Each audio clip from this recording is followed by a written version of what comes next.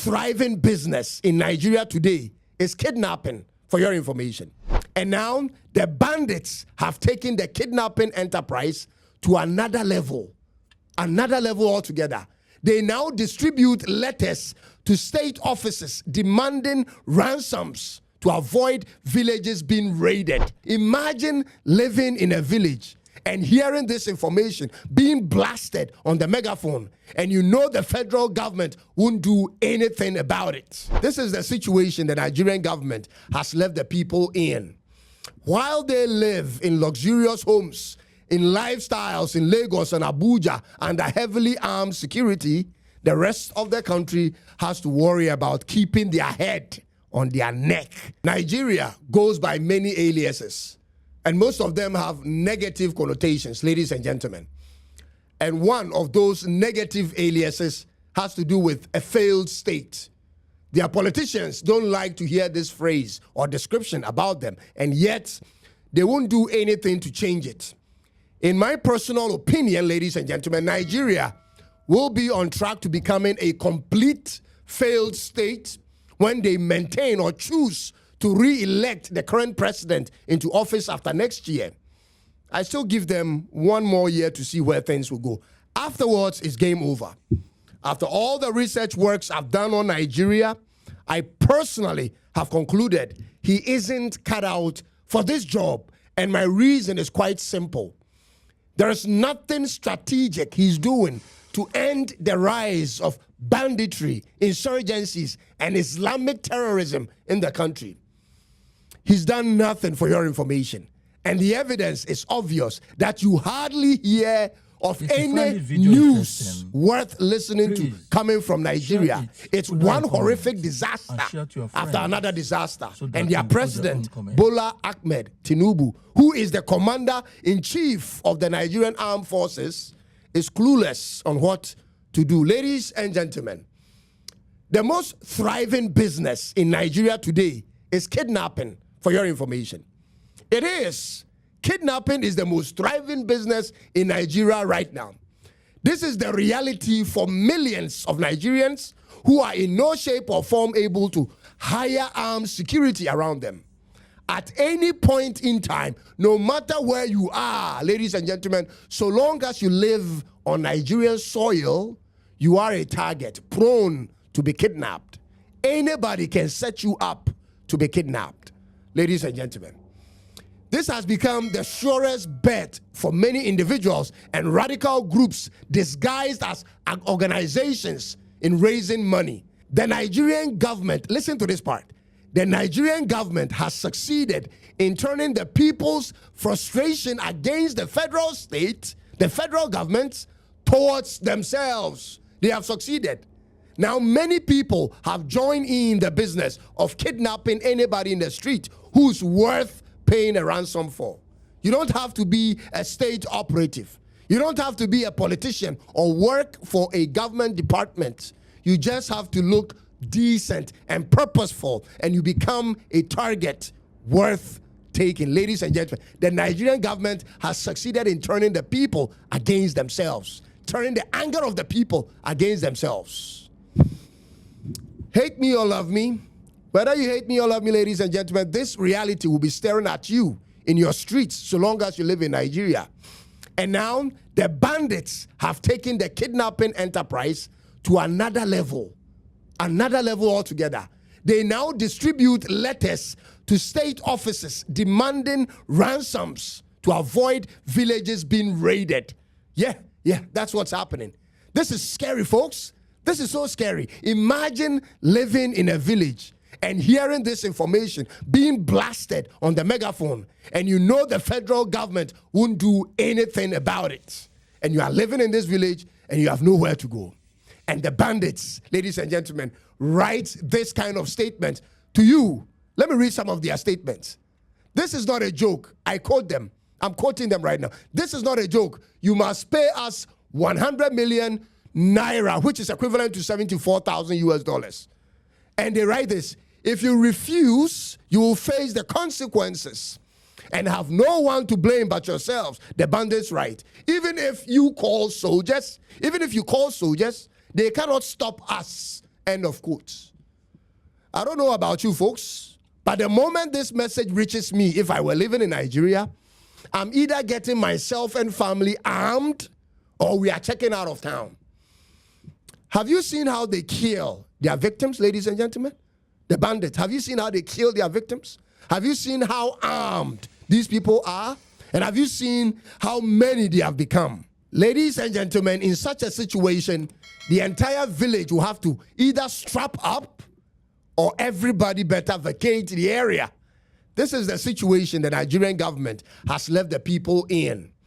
While they live in luxurious homes, in lifestyles in Lagos and Abuja under heavily armed security, the rest of the country has to worry about keeping their head on their neck.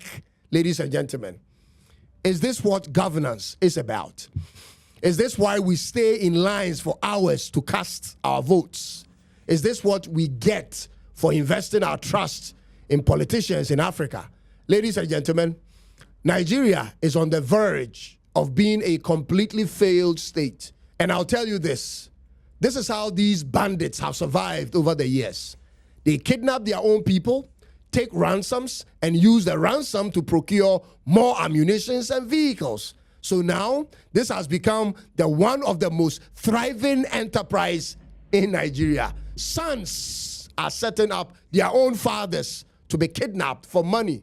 Daughters are doing same to their fathers. And partners, ladies and gentlemen, this is the chaos taking over Nigeria currently. Let nobody fool you.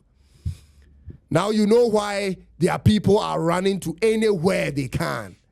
Notorious bandits operating in parts of Kebbi South are demanding 100 million naira from Otuono community in Ngaski local government area, threatening to launch an attack if their demand is not met. And according to the report, ladies and gentlemen, the demand was conveyed through a letter addressed to the community leaders. Ladies and gentlemen, I genuinely feel sorry for Nigerians. And I know the arrogance of the few won't allow for any level of sympathy to be extended to them. But I'm not representing those few in this video. Don't get me wrong. I'm here representing the millions of the vulnerable Nigerians in my TikTok DMs who are hopeless and fearful of what could happen to them. These are people who don't have the option to move across the country because their families cannot be left behind. There are many, ladies and gentlemen, and nobody in that country cares for them. There are many. Let me be honest with you on this. Let me be honest with you on this. And I'm being honest. My attitude concerning receiving Nigerians in Ghana has changed over the years after seeing what they are running from. It has totally changed. Do you know that their public transport system can't even be trusted like before? Their public transport, what we call trotro here, their public it cannot even be trusted. Let me refresh your memory a bit. In 2022, when this kidnapping thing became common, a whole train, I mean a train on tracks moving from Abuja to Kaduna was grounded in the middle of the trip, and everybody on that train was ransacked. Abductions began, and families were called to pay ransoms for their people to be released, ladies and gentlemen. The Nigerian federal government came out and denied the ransoms. They denied ransoms were paid, but every news report, especially from Punch, which is a Nigerian newspaper, ladies, and other outlets, indicated that families of kidnapped passengers paid about 100 million naira per victim before they were released. This case was actually taken to court, and prosecutors alleged that a negotiator, a middleman, ladies and gentlemen, who was meddling in this whole thing, received an aggregated ransom totaling about $420,000 US from families of the train attack victims. Ladies and gentlemen, this is crazy. There are Nigerians who will show up in such situations as middlemen to negotiate on behalf of each party and ensure that an exchange is completed, they have people like this in that country? Is this a normal thing? Is this not a criminal syndicate in operation? In which part of the world do you have these kinds of people freely moving on the street, calling themselves negotiators? Ladies and gentlemen, they negotiate for when Islamists kidnap people and for when bandits do the same. These people always step in. Who are these people? What kind of people are these? And what shows they aren't part of the whole scheme, ladies and gentlemen? Nigeria must be super scary right now to live. Super, super scary. You can never let your guard down, nor be sure of anyone you meet in the streets, for that matter, ladies and gentlemen. It's all business for such people. There are those who supply human parts. On the other hand, there are those who supply human parts and those who buy them. There are those who do the rituals and those who patronize them. And many of their pastors are simply criminals disguised as spiritual leaders. Nothing is what it is in Nigeria. Absolutely nothing is what it is. And it has been like this since forever. The kind of leader they need has to be twice as ruthless as J.J. Rawlings of Ghana. Not Tinubu. He is the leader the people holding the country at ransom needs. Tinubu is that kind.